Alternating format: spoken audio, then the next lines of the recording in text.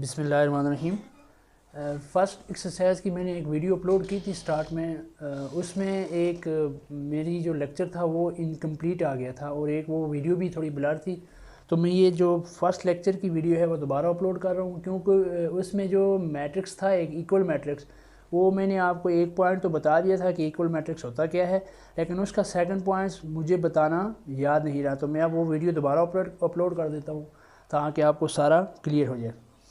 तो सबसे पहले मैट्रिक्स क्या होता है, पीछे पढ़ा हमने, वैसे मैं आपको दोबारा बता देता हूँ। कोई भी मैट्रिक्स आपके पास स्क्वायर ब्रैकेट्स हों, उनके बीच में कोई भी एंट्रीज हों, सपोज 0 हो, 1 हो, 2 हो, 0 हो, 1 हो, 4 हो, इस तरह की चीज़ को आप मैट्रिक्स कहते हैं।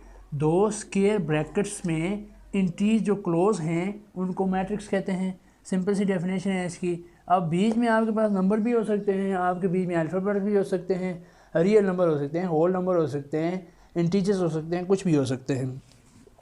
यहीं से आपके पास जो दूसरा कंसेप्ट है मैट्रिक्स के बाद, आपके पास ये जो हॉरिजॉन्टल लाइन होती है आपकी, इसको रो कहते हैं, और ये जो वर्टिकल लाइन होती है इसको कॉलम कहते हैं। ये दो कंसेप्ट थे स्टार्ट वाले। अब इसमें आप जो तीसरी बात थी आपके पास के order of a matrix. Order of a matrix क्या होता है? मैट्रिक्स का आर्डर लिखते कैसे हैं? आर्डर ऑफ मैट्रिक्स, कोई भी मैट्रिक्स है उसका आर्डर क्या होता है?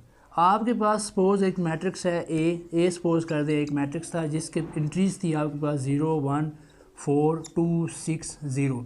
सपोज ये एक मैट्रिक्स था आपके पास, कहते हैं कि इसका आर्डर क्या होगा। आर्डर लिखते हुए हमेशा यही बात याद रखनी है कि सबसे पहले आप रोज़ को लिखते हैं। इसमें कितनी रोज़ हैं? 1 2, तो इसका आर्डर आ गया 2 क्रॉस, और उसके बाद कॉलम को लिखते हैं 1 2 3, तो इसकी कितनी कॉलम है? 3। तो इसके आर्डर लिखने के भी दो तरीके हैं। मैंने प्रीवियस लेक्चर में आपको बता भी दिया था, दोबारा बता देता हूँ। एक तो आप मल्टीप्लाई से लिख सकते हैं, क्रॉस से, और बाय से भी लिख सकते हैं, या आप ऐसे भी लिख सकते हैं 2/3। तो ज़्यादा प्रेफर बच्चे यही करते हैं क्रॉस से, इजी है, जगह भी कम पड़ती है इसके लिए। और जो मोस्ट इम्पॉर्टेंट था आपका इस एक्सरसाइज में, पीछे आपके पास जो डेफिनेशन थी इक्वल ऑफ अ मैट्रिक्स, जो लास्ट टाइम हमने इसका एक पार्ट किया था, दूसरा याद नहीं रहा। इक्वल ऑफ मैट्रिक्स या दो मैट्रिक्स, इक्वल मैट्रिक्स कब होते हैं? इक्वल मैट्रिक्स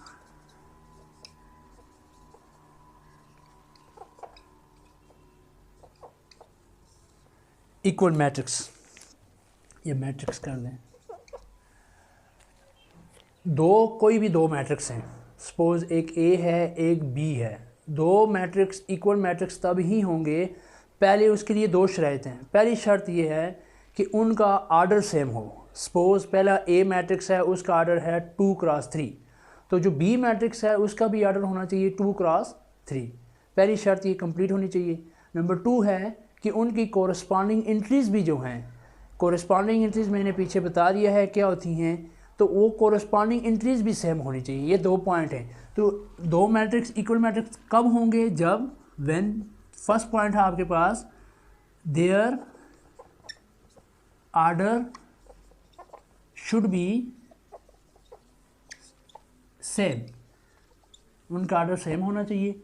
और नंबर 2 पॉसिबिलिटी है देयर कोरस्पॉन्डिंग, राइटिंग मेरी थोड़ी सी अच्छी नहीं है तो आप ये गुजारा कर लें। Their corresponding entries should be same. तो ये दो शराइत हैं। हमने लास्ट टाइम जो पढ़ा था, सिर्फ हमने ये पढ़ा था कि their order should be same. Suppose मैंने लास्ट टाइम जैसे बताया था आपको कि ए एक मैट्रिक्स है, उसके पास जो एंट्रीज हैं वो है 0 1 2 0 1 0 2 4 2। सपोज ये ए मैट्रिक्स था और मैंने बी कह दिया था जी 3 4 0 1 2 0, और मैंने इसको कह दिया कि ये इक्वल मैट्रिक्स हैं।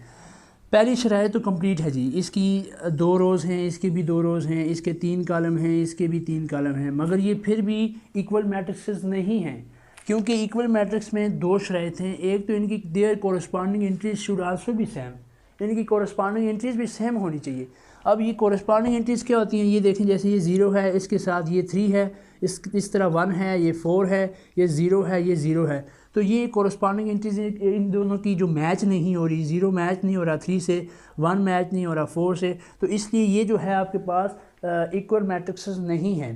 तो इक्वल मैट्रिक्स क्या होंगे, मैं उसकी एक एग्जांपल लिखवा देता हूँ आपको ताकि बिल्कुल क्लेरिफाई हो जाए कि इक्वल मैट्रिक्स होते क्या हैं। उससे रिलेटेड एक्सरसाइज भी बता देता हूँ। सपोज़ आपके पास ए एक मैट्रिक्स था 2 4 2 0 1 0 और बी आपके पास था 2 4 2 0 1 0। अब ये जो ए एंड बी हैं ये आपके पास इक्वल मैट्रिक्स हैं, क्योंकि इसकी पहली बात है आपका आर्डर भी सेम है इनके पास। ये देखें इसका आर्डर बना आपके पास 2 क्रॉस 3, सिमिलरली इसका आर्डर भी बना 2 क्रॉस 3। पहली शराइत पूरी होगी। नंबर 2, इसकी जो कोरस्पॉन्डिंग एंट्रीज हैं वो भी सेम हैं, 2 2 4 4 2 2 0 0 1 1 0 0। तो इन तरह के मैट्रिक्स को इक्वल मैट्रिक्स कहते हैं। होप अब आपको समझ आई होगी। इसकी एक्सरसाइज अब करते हैं हम।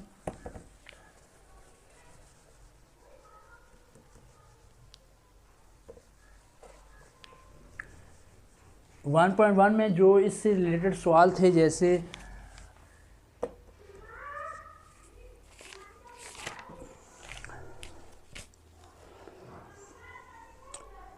एक तो आपके पास था कि क्वेश्चन नंबर 2 था which of the following matrices are equal, कौन से मैट्रिक्स जो हैं इक्वल। मैं आपको पूरी एक्सरसाइज ही करवा देता हूँ 1.1 की।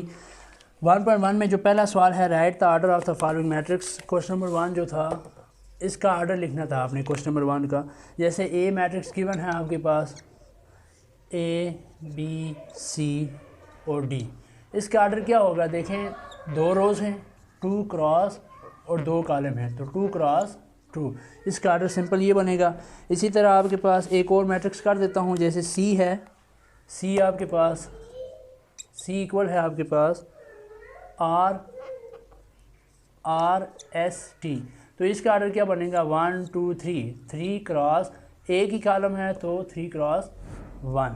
ये आगे हम पढ़ेंगे कि कॉलम मैट्रिक्स क्या होता है, वो पढ़ लिया, बल्कि मेरा लेक्चर है इसके बारे में, डिस्क्रिप्शन में लिंक देख लें आप, वहाँ से लेक्चर आप सुन सकते हैं। क्वेश्चन नंबर 2 है इस एक्सरसाइज का कि which of the following matrices are equal, इनमें से कौन से मैट्रिसेस एक दूसरे के इक्वल हैं। तो इक्वल आपने यही याद रखना है कि इक्वल मैट्रिक्स की 2 शराइत हैं। पहले तो उनका आर्डर तो सेम होना चाहिए और दूसरा उनकी कोरस्पॉन्डिंग एंट्रीज भी सेम होनी चाहिए। जैसे क्वेश्चन नंबर 2,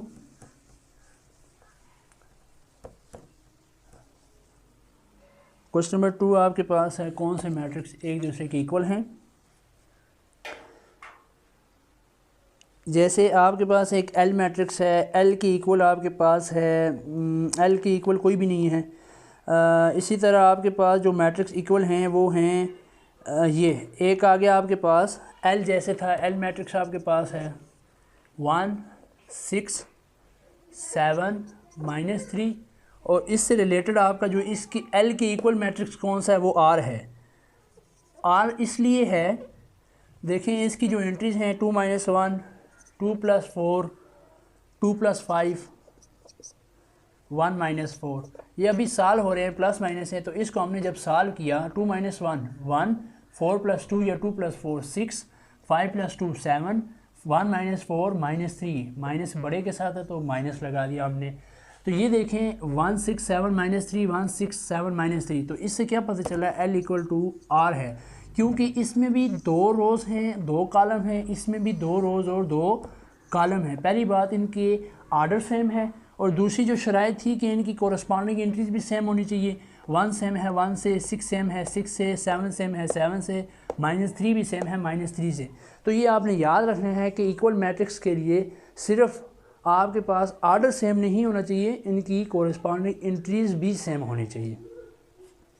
इसी तरह आपके पास जो थर्ड वन है, मैं एक और बता देता हूँ कौन सा इक्वल है। जैसे n इक्वल है आपके पास p के, वो भी हम प्रूव कर लेते हैं n कैसे इक्वल है p से, क्योंकि n मैट्रिक्स आपके पास था 4 6 6 6 7 1 7 4 6। इसी तरह आपके पास जो P मैट्रिक्स है वो आपके पास है 2 + 2 6 8 - 2 6 7 1 और 4 + 3 2 + 2 10 - 4।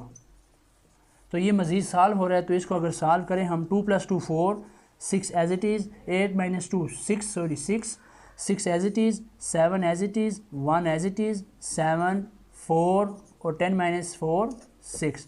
तो ये देखें इस मैट्रिक्स के आपके पास आर्डर है 1 2 3 क्रॉस और इसके कॉलम भी हैं 3, तो 3 क्रॉस 3। इसी तरह इसका भी आर्डर आप देख लें 1 2 3 क्रॉस 1 2 3 और कोरस्पॉन्डिंग एंट्रीज भी देखनी है तो 4 6 6 4 6 6 7 6 7 7 6 1 सॉरी 6 7 1 6 7 1 7 4 6 7 4 6।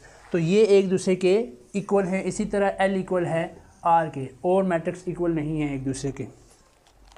क्वेश्चन नंबर 3 इस एक्सरसाइज का आखिरी सवाल है।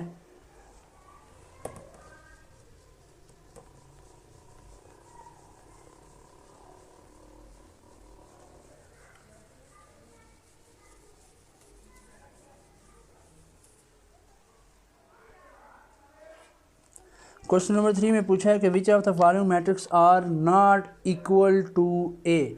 कौन से मैट्रिक्स से नीचे 4 मैट्रिक्स दिए हुए हैं, सॉरी 3 दिए हुए हैं। कहते हैं कि ये 3 मैट्रिक्स जो हैं ये इनमें से कौन सा मैट्रिक्स है जो ए की इक्वल नहीं है। हमने ये बताना है कि ए की इक्वल नहीं है। तो ए आपके पास मैट्रिक्स क्या है 6 4 6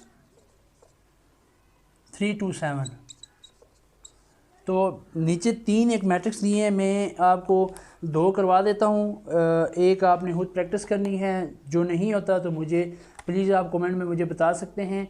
इसी तरह मेरे एक भाई ने मुझे मैसेज किया था इसी से रिलेटेड 1.1, तो मैं ये दोबारा करवा रहा हूँ। आप मुझे बता सकते हैं कि कौन सा सवाल आपको समझ नहीं आया, मैं आपको वो दोबारा कर देता हूँ। बी है आपके पास 6 7 5 3। अब बताना है कि ये बी इसकी इक्वल है कि नहीं। हमने एक्चुअली ये प्रूव करना है कि कौन सा मैट्रिक्स इसकी इक्वल नहीं है। तो देखें इसमें 2 का रोज़ हैं, इसके भी 2 रोज़ हैं जी, 3 कॉलम हैं, इसके 2 कॉलम हैं। पहले आर्डर देखें इसका आर्डर बन गया आपके पास 2 क्रॉस 3 और इसका आर्डर है 2 क्रॉस 2। इसी तरह कोरस्पॉन्डिंग एंट्रीज भी एक दूसरे की मैच नहीं हो रही। तो हमने तो यही शो करना था कि कौन सा मैट्रिक्स ए की इक्वल नहीं है। तो हम क्या लिखेंगे B does not equal to A. पहली तो आपके पास बी प्रूव हो गया कि बी इक्वल नहीं है ए की।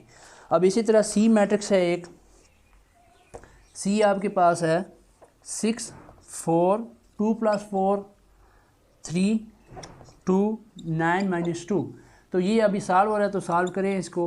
ये 6 ये 4 + 2 6 ये 3 ये 2 9 - 2 7। तो इसका आर्डर देखें 2 क्रॉस 3, आर्डर इसका आ गया 2 क्रॉस 3 और इसका आर्डर भी 2 क्रॉस 3 था ए का, तो अभी तो इक्वल है।